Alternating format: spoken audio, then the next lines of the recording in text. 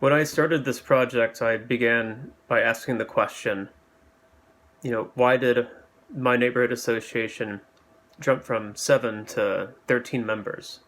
What events led up to that, and what has become of the neighborhood association afterwards?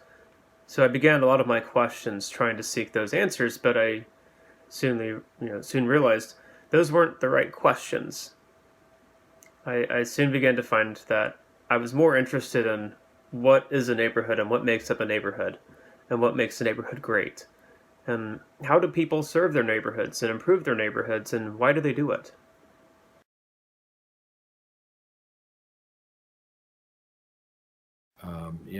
It was a little sleepy when I came here 44 years ago or so. It was a little sleepy neighborhood where have a lot of retired people, a little kind of blue collar, and little retired people living out their lives in a peaceful, quiet neighborhood. But there wasn't much going on. Can you talk to me about kind of who makes up the general membership of West Plaza? Yeah, it's a huge, diverse range of people. It's people who might be studying at KU Med or UMKC. Their young families, newlyweds, or people with young kids. People like myself who bought this house 20 years ago on a 5-year plan and never want to leave. I love it. As well as people that have raised their kids and their family here for 30, 40 years. I have a neighbor across the street who has been here since, I think, like the 1940s or 50s. And that's a rare find. That's really what helps make West Plaza unique. My understanding is that we have a greater percentage of renters than we do homeowners. So landlords, renters, as well as homeowners, as well as businesses too. We have a lot of businesses in West Plaza and continue to gain new businesses each year. So that's the makeup of the general membership. So I noticed that in our membership list, we have things like, not only owners, but, we have landlords, we have renters, which isn't always the case. And we also have businesses, which aren't always factored in. Right. So why is it important to include renters and businesses? Well, for that ownership factor, they may just be staying here for a little while, but if renters like a neighborhood, when they get to the position where they're going to buy where they love to live. So that's why we're a neighborhood association. And a neighborhood association means the businesses, the homeowners, the landlords, the tenants, everybody. What do you think is a neighborhood's or this neighborhood's most hidden asset? An asset people don't just think about when they think about all the assets of this neighborhood or any neighborhood.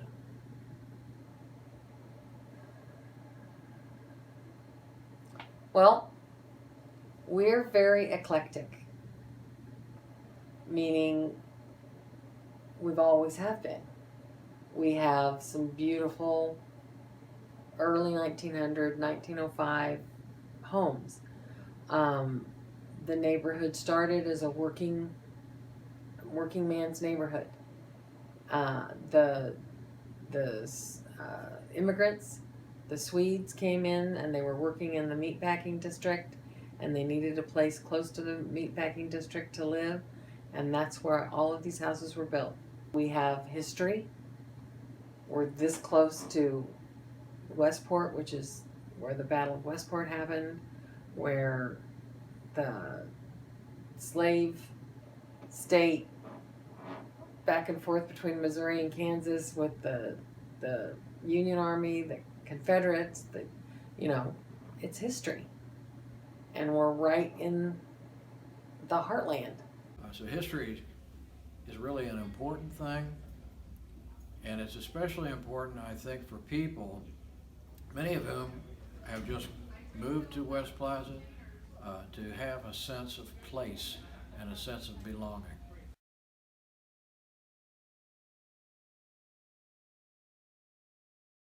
Well, I think our board does a lot of good. I mean, all of the activities that we've had for years and eons are awesome.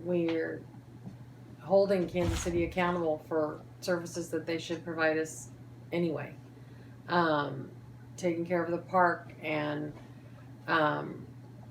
being involved in that has gotten the city to invest, $80,000 in play equipment. They've put lights up that weren't up. Back when we first moved down here, we played in the park with dogs and one of our neighbors made lighted collars for all the dogs that went to the park at night. And all these red lights running around the park at night freaked people out, but it kept the druggies away.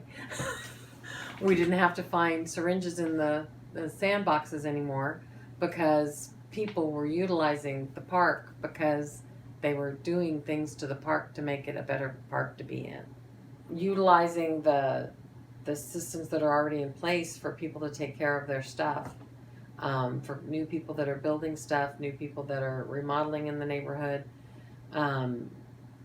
We've started this preservation and development committee or task force that is going to help the developers communicate with the residents so that people aren't moving in next to angry neighbors because they had to live in a construction zone for a year and a half or 2 years. I now call the 311 Action Center a couple of days a week on different issues. If I see something that should be taken care of by the city, I do. The activities that we've done and the programs that we've initiated and managed have all been done really well.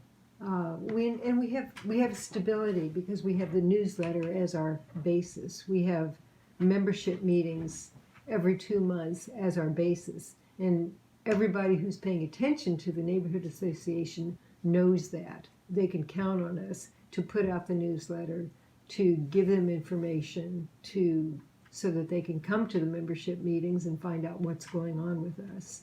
We're really good at spreading the word of all of our activities. We do Facebook and newsletter and emails and even phone calls, even the old-fashioned phone calls to let our members know what's going on. So those are the things we do really well.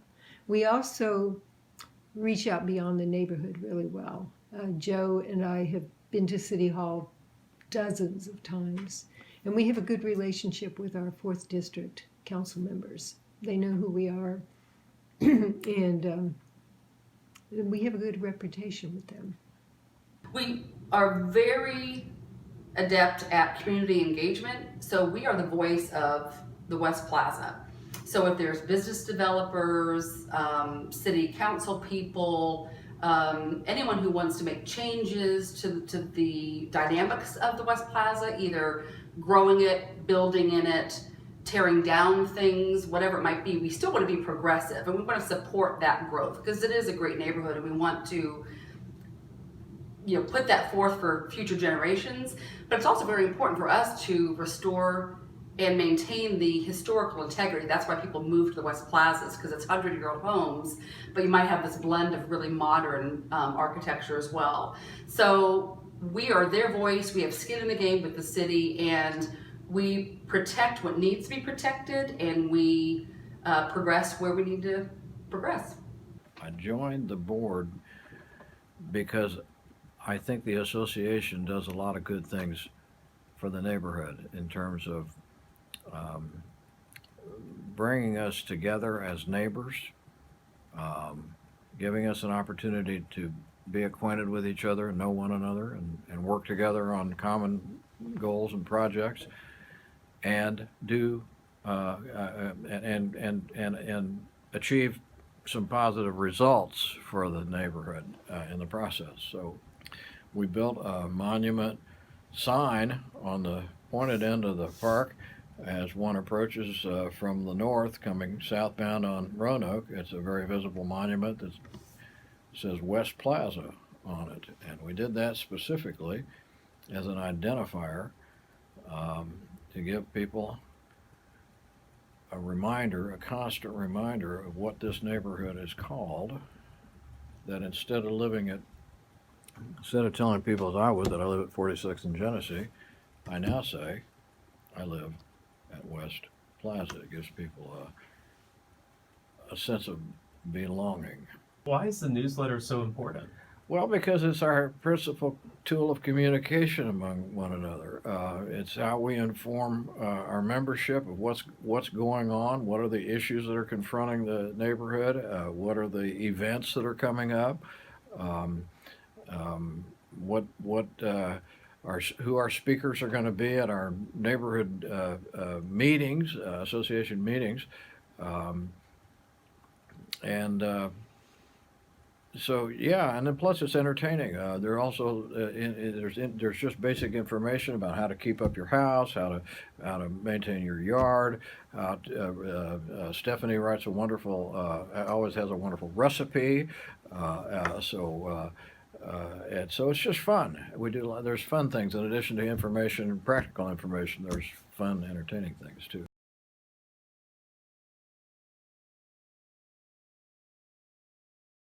So I chose to join the board because I have been a member of the Neighborhood Association for most of the time I've lived here, and I felt like it was a good opportunity to get involved and serve my fellow neighbors and make this the best neighborhood in the city. The fact that I have skin in the game, that I can help be the voice of my neighbors, because even when I come back from board meetings or I know of events that are happening in the neighborhood, I'm sharing it with everyone that I meet as I'm walking around the neighborhood. Because we felt that Kansas City, Missouri wasn't actually doing everything Kansas City, Missouri could do for us. We had absentee landlords rampant. We had abandoned houses that were turning into meth labs and flop houses, and all kinds of scary things were happening. So because that was happening and we wanted to live down here, we got some of these dangerous buildings off the city's dangerous building list and tore them down and built houses that we would live in. Well, we've created a culture. We show that it's a good thing to take care of where you live. It's a good thing to be a part of the neighborhood. The neighborliness of the culture that is around in West Plaza should be everywhere, like in the world. But it's not so easy to do that. But it's easier to do it on the scale that I'm working on, that we're working on. And if we start there, maybe it'll be contagious. People in my life have known that I've wanted to make changes. I've wanted to drive changes, and I just didn't know where or how. And this was a perfect opportunity to kind of start small, so to speak. Don't fix all the problems in the world.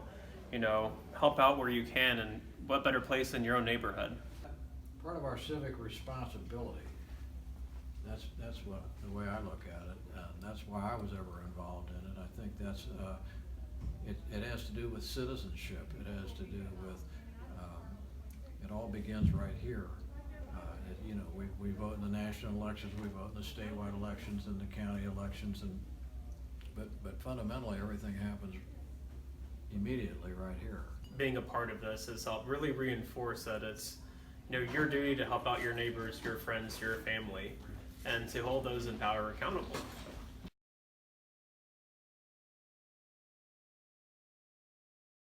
If you had any advice to give kind of a leader of a neighborhood association, or maybe someone who lives in any kind of neighborhood, what would that be? Love it and share it and share your love for it, because the heart of the reason why we do this is because we chose to live here. And if you choose to be a part of something, you should be the best part of it you can be. You stick with what you're doing and do it well before you go into anything else. Make sure that whatever program you're expanding into becomes solid before you add on. I think focus on being honest, being transparent, being available, so that people know that what this neighborhood association says it will do, it does, and that we reflect the viewpoint of the membership. And it's just realizing all of the strength and power, with all the neighbors in this neighborhood and all the rich history that comes with that. It's truly an asset. So it's just a big reminder to me that it's, again, not about me, it's not about the board, it's really about the neighborhood and the power of the neighborhood and mobilizing that power. Being part of a neighborhood association, it's in the title. It's taking care of the neighborhood and the people who reside or own a business in the neighborhood. One of the joys of being in the urban environment is we're close together. There's really no excuse not to know some of your neighbors, because they walk by, you practically rub elbows with them as you walk in your front door. Let's know them. Instead of driving through, walk through, or it's amazing what you can see from a bicycle that you could never see from your car window. But it's the whole idea of interacting and having a personal contact with neighbors, interfacing this way, the way you and I are, rather than pointing and clicking and the way we do during the course of our business. This world is not going to change unless we as neighbors can see the good and the assets that we have, not in buildings, not in streets, not in sewers, not in sidewalks, not in corporate things, not in what business goes in here, what schools close, what loses things, elections and all that. It's what matters most is how we treat each other.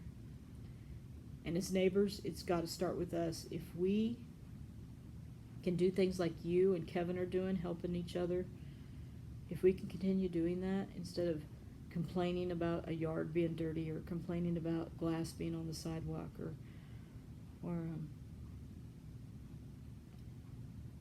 we've got to take the time and get to know each other.